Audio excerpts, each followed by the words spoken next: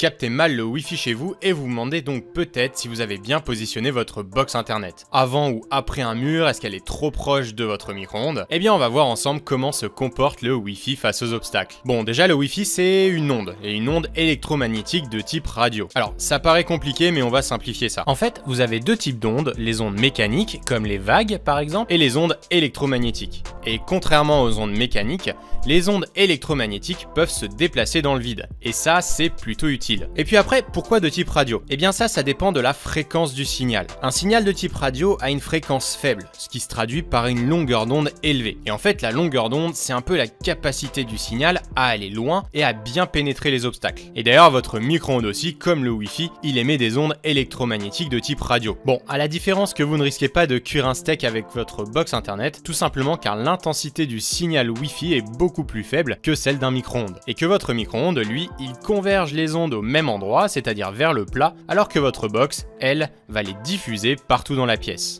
Alors voilà, maintenant, est-ce qu'un signal d'intensité faible sous forme d'ondes électromagnétiques de type radio traverse les murs?